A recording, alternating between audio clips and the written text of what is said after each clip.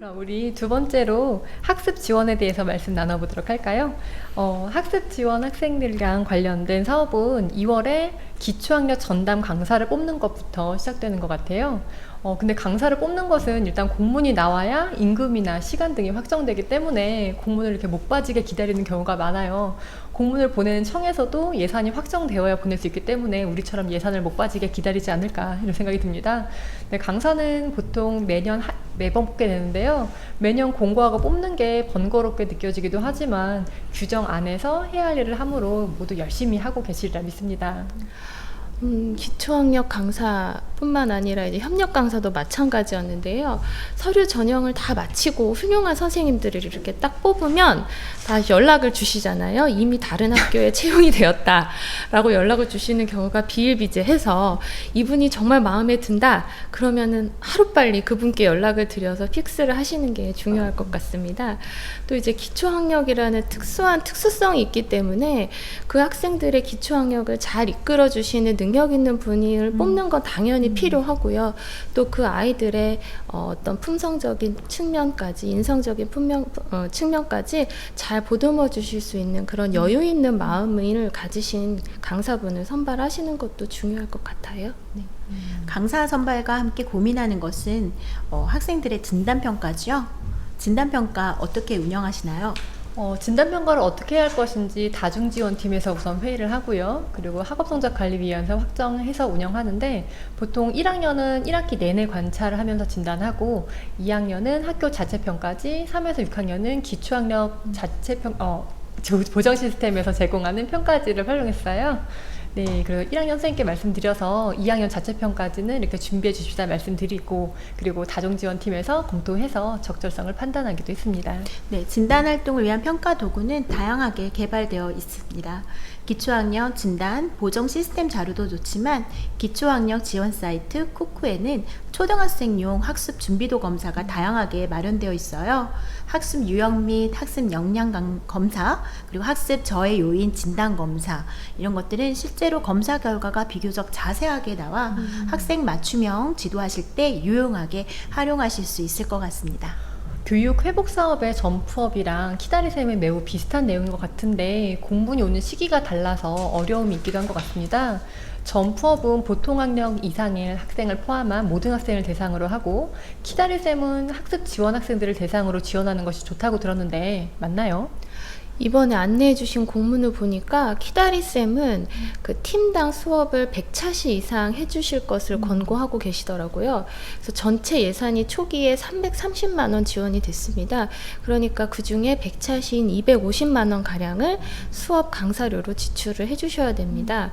점프업은 규정을 살펴보니까 전체의 50% 이상을 지도비로 책정할 수 있게 돼서 판단하기에는 키다리쌤이 조금 더 수업에 집중한 프로그램이 아닌가 이런 생각이 들고 있어요. 그 다음에 대상은 사업별로 어떤 대상을 수업을 해라라고 특정 지어진 것은 아니어서 여러 선생님들께서 판단하실 수 있는 자율권을 주셨다는 생각이 듭니다. 네, 맞아요. 근데 올해 공무는 점프업이 먼저 오고 키다리쌤이 늦게 와서 점프업을 보통 많이 하시고 키다리쌤은 좀 적게 하시는 현상이 있었습니다.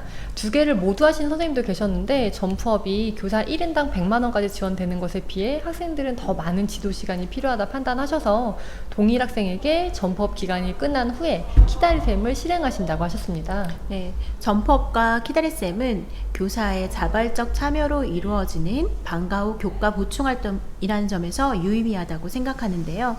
내년에는 키다리쌤 공모 및 결과 안내가 시기적으로 앞당겨 이루어진다면 선생님들께서 방과 활동을 계획하여 운영하실 때 보다 체계적으로 하실 수 있을 거라는 생각이 듭니다.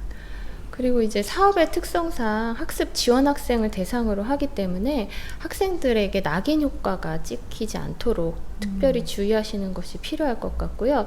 그래서 중위권 학생이나 상위권 학생들도 얼마든지 함께 참여해서 수업을 하실 수 있도록 운영하시면 좋을 것 같습니다. 참고로 우리 학교에서는 1학년 학생들을 대상으로 점프업 수업을 그림책 읽기라는 주제로 수업을 했는데 본래 목적은 문해력 깨치기, 한글 깨치기였어요. 그런데 근데 이제 그림책이라는 주제가 너무 아이들에게 흥미있게 다가가다 보니 수요가 아주 폭발을 했거든요. 이렇게 주제를 잘 선정하시면 학습 지원 더하기 이제 주제 탐구 학습 같이 조금 통합하셔서 운영하시기에 아주 좋은 사업이라는 생각이 듭니다. 네, 평가를 주제로 했을 때 빠질 수 없는 것이 학업성적관리위원회죠. 학업성적관리위원회에서 얘기를 좀 나눠볼까 해요. 먼저 위원 위촉인데 학업성적관리위원회는 학부모위원을 위촉할 수 있다고 되어 있잖아요. 혹시 학부모위원을 위촉한 학교가 있으신가요? 네, 저희도 2020년, 21년에는 코로나19로 학부모위원 없이 학업성적관리위원회를 조직하였습니다. 그런데 올해는 다시 예전처럼 학부모위원 2분을 모셨죠. 비록 비대면으로 운영하긴 하였지만 학년평가 계획을 수립하고 영역별 누락된 부분이 없는지 교차 검토하는 과정에 참여하셔서 의미 있으셨다라고 말씀을 해주시더라고요. 네, 저도 이전에 있었던 학교에 학부모위원이 있었어요. 좋았던 점은 통지표 항목을 정할 때 어떤 방법으로 발송될 때 가정에서 자녀를 가장 잘 이해할 수 있는지 학부모의 생각을 생생하게 들을 수 있었던 점이 참 좋았어요. 근데 학부모위원이 있는 경우에 개인정보 유출에 각별히 신경 써야 되는 점이 있었습니다. 네, 학업성적관리위원회 1차 회의는 진짜 결정할 게 엄청 많잖아요. 부장님들 어떤 것들을 결정하는지 좀 말씀해 주시면 좋을 것 같네요. 네, 학업성적관리위원회 규정 개정, 기초학력 진단 활동 방안, 미인정 유학생의 재취학 등으로 인한 이수 인정평가 기준을 설정하셔야 하고요.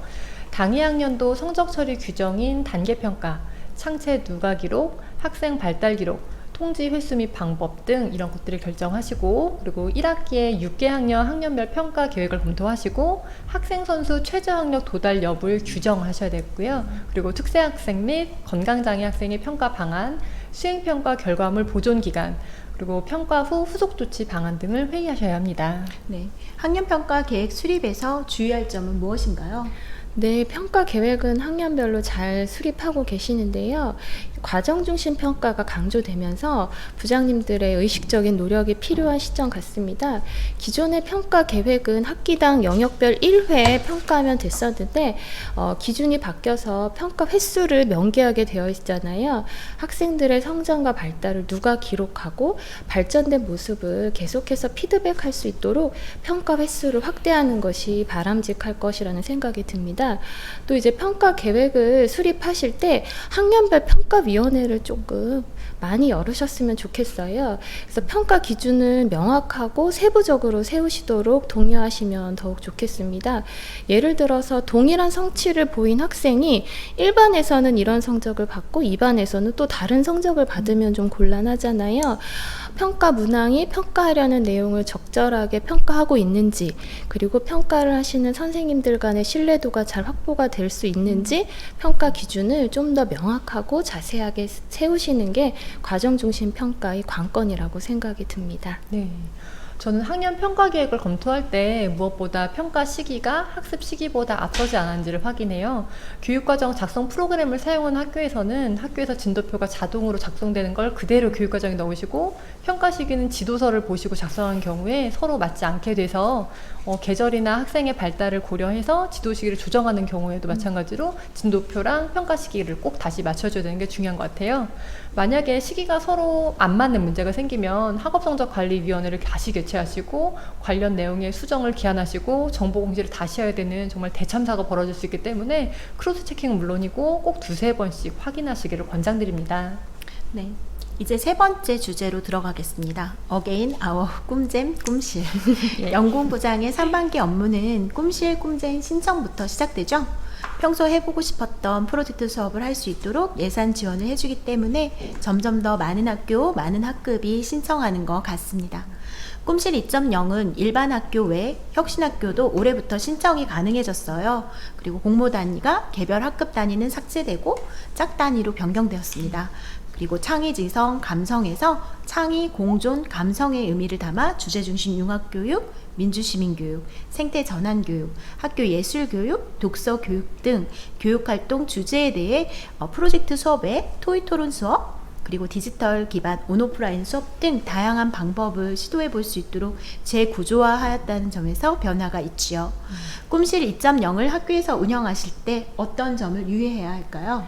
최근 강조되고 있는 생태 전환 교육이라든지 예술 교육 또는 협력적 인성 교육과 같은 다양한 교육 활동을 고려해 보시면 좋을 것 같습니다. 이런 주제에 사전에 관심을 가지시고 계획을 수립하시면 좋을 것 같고요. 또 서울시 연구정보원에 들어가시면 지난 몇 년간 꿈실 꿈잼에 관련된 계획서 보고서가 다 탑재가 되어 있잖아요. 그 계획서를 참고하시도록 학년에 안내해 주셔도 좋을 것 같습니다. 네. 꿈실 꿈잼 신청 시기가 새 학기를 준비하는 시기랑 맞고 짝, 팀, 학년 단위로 신청하시기 때문에 보통은 동학년끼리는 학년 단위, 교과 전담은 짝이나 팀 단위로 신청을 하는데요. 나중에 계획서 수정을 많이 하지 않으시려면 신학년 집중 기간에 주제를 충분히 생각해서 선정하시고 교육과정을 재구성하시도록 안내하셔야 될 것 같아요. 이때 목적 사업 중에서 학년 단위로 운영하는 것이 있다면 목적에 따라 맥을 함께 할 수 있도록 하시거나 겹치지 않는 내용을 운영하시도록 안내하시는 것이 필요할 것 같습니다. 네, 또한 예산 부분 특히 신경 쓰셔야 하는데요. 4월에 꿈실 꿈잼 컨설팅을 받으시잖아요. 한 영역 40% 초과 금지 항목과 협의 예비 그리고 학생 간식비 등 예산 운용 유의점을 한 번 더 점검하고 사용하시면 좋을 것 같습니다.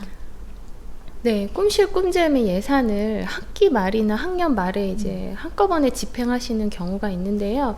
이 꿈잼이나 꿈실 사업이 연간 사업이기 때문에 1학기에 서둘러 집행을 하시고 예산도 빨리빨리 운용하시기를 권해드립니다. 맞아요. 학년 말에 몰아서 쓰시지 않도록요.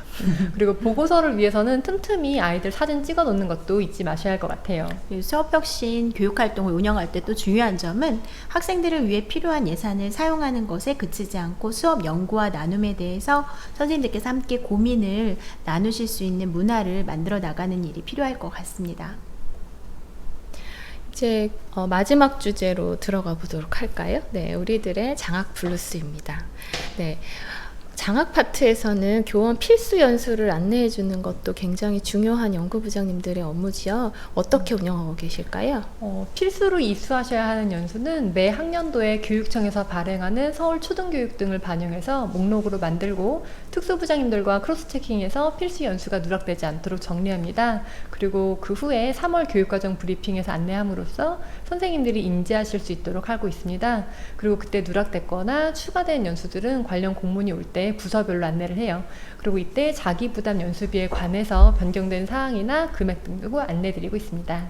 네, 올해 자비부담 연수비가 13만 원에서 15만 원으로 증액되었잖아요. 그만큼 선생님들께서 양질의 연수를 수강하실 때 도움이 되시리라 생각하고 있습니다.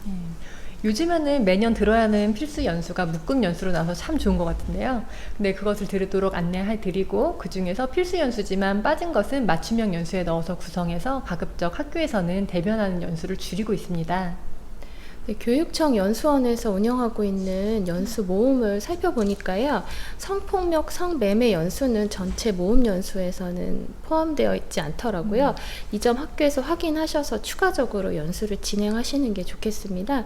그 다음에 2022 서울 초등교육의 책자에서 안내하고 있는 필수 이수를 자세히 살펴보면 부서별로 기준이 되는 시수가 다소 상이한 경우가 있으니 이 역시도 좀 확인해 보시면 좋을 것 같습니다. 또 이 연수가 이제 교원을 중심으로 많이 이루어지는데 연수에 따라서는 직원을 대상으로 함께 이루어져야 되는 연수도 많이 있습니다. 예를 들어서 아동학대 신고 의무자 연수라든지 안전연수와 같은 다양한 연수들은 공무직, 보안관님까지도 포함되는 경우가 있으니까 이 부분 잘 챙겨주시면 좋을 것 같습니다.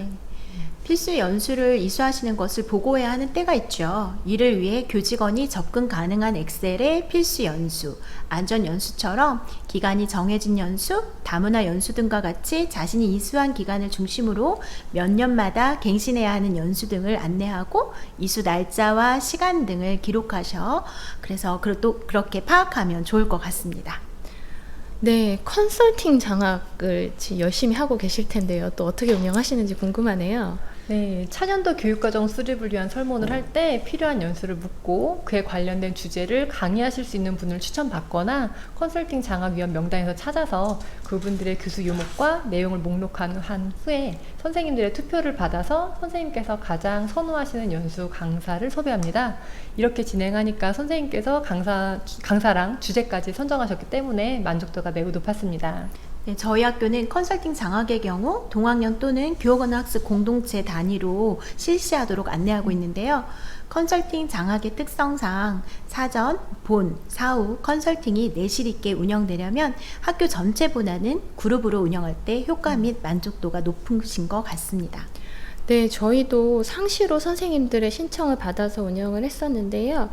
작년, 재작년에는 저학년 선생님들께서 놀이 중심 수업 방안에 대한 요청을 해주셔서 운영을 했는데 정말 좋아하셨어요. 그리고 질문에도 하나 올라왔던 것 같은데요.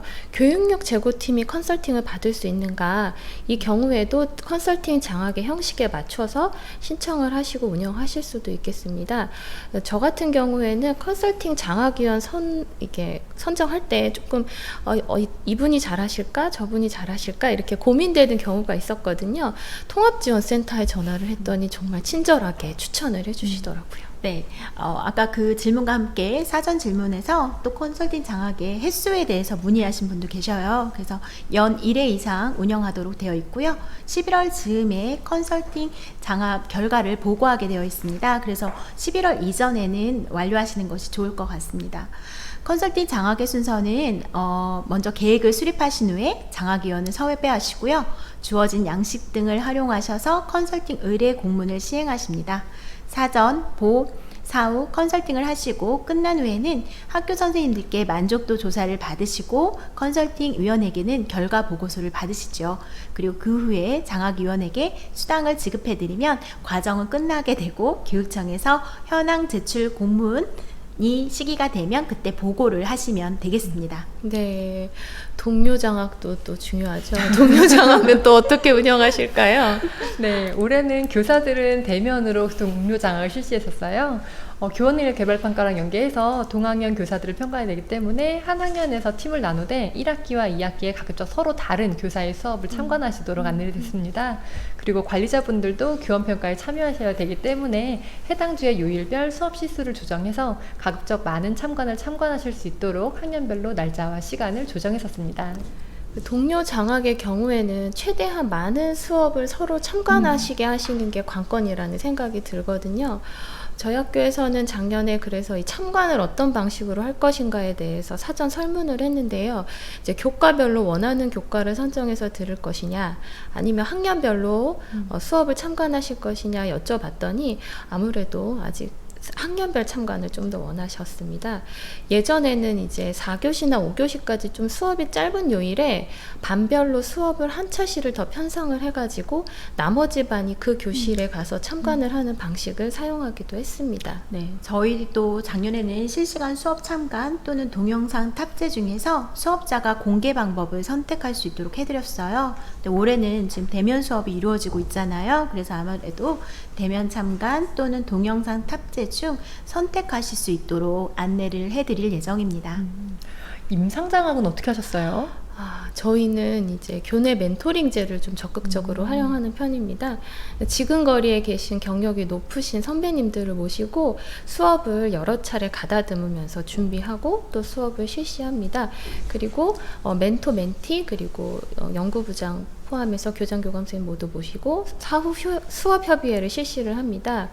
이 임상 장학의 경우에는 학부모 수업 공개와 동료 장학이 모두 종료된 11월쯤 실시를 하는데요.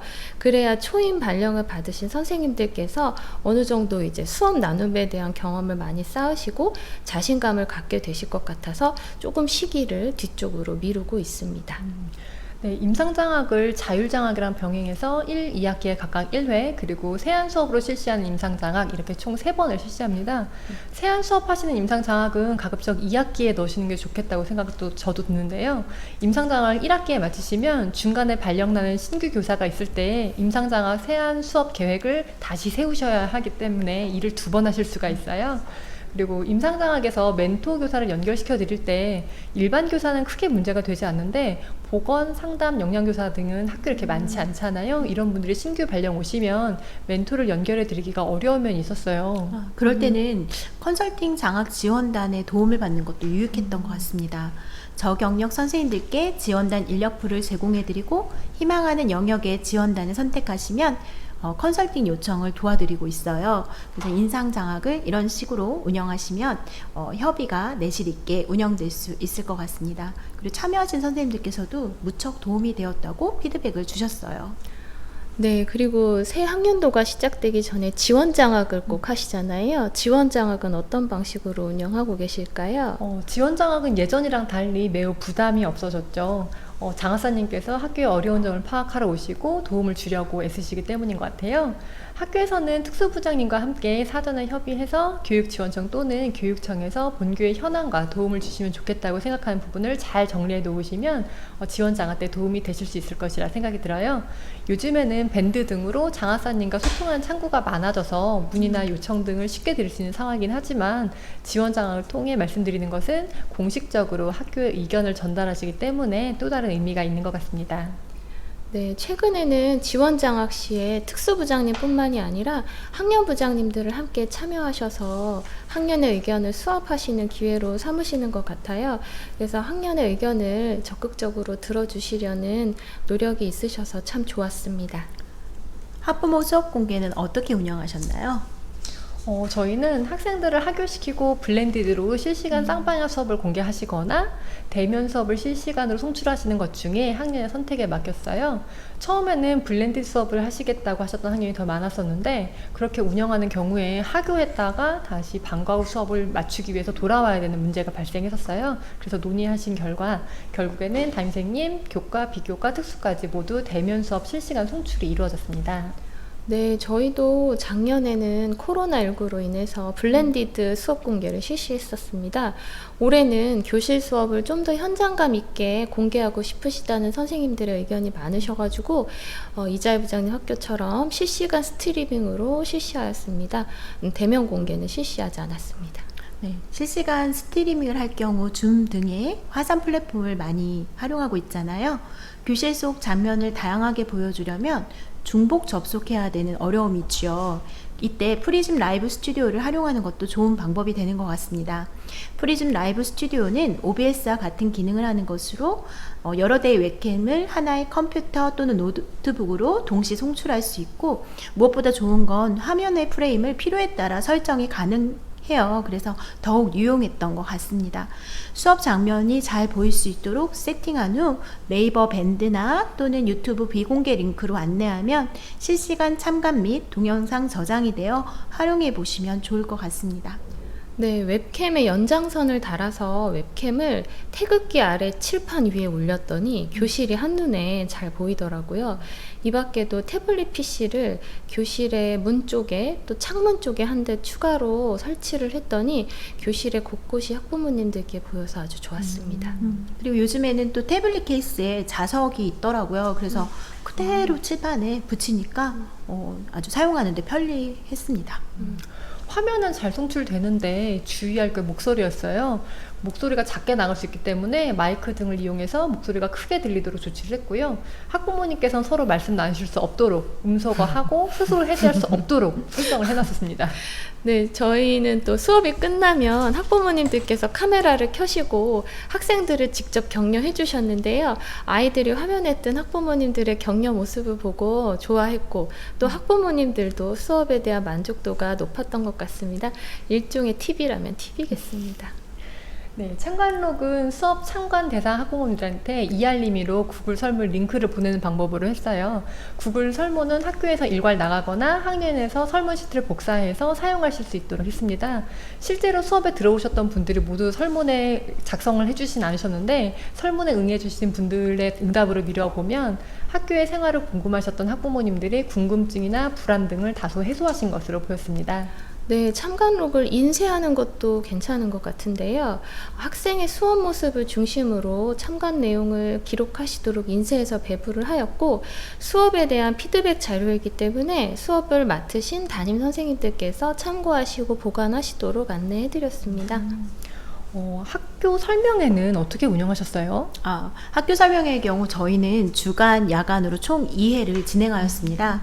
야간의 경우 참석자가 전체 학부모의 10% 정도 되십니다만 맞벌이로 바쁘신 학부모님들도 설명회에 참여하실 수 있도록 학교의 문턱을 낮추어 드리고 소통을 위한 노력을 이렇게 보여드리니 교육활동에 필요한 학부모님들의 신뢰와 협조를 얻는데 유익했던 것 같습니다.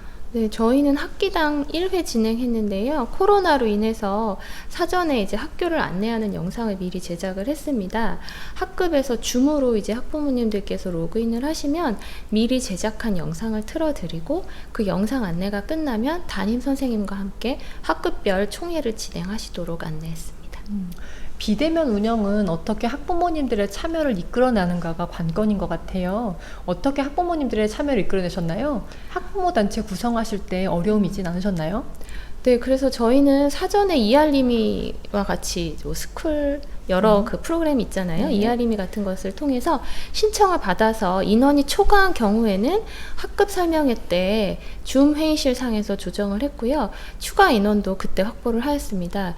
사전에 조사를 했더니 어떤 인원이 부족한지 파악하고 채워 넣기에 수월했던 것 같습니다. 역시 선생님들과의 협업이나 연수 등과 마찬가지로 학부모들도 자발적인 참여가 발전을 이끄는데 무엇보다 중요한 것 같습니다.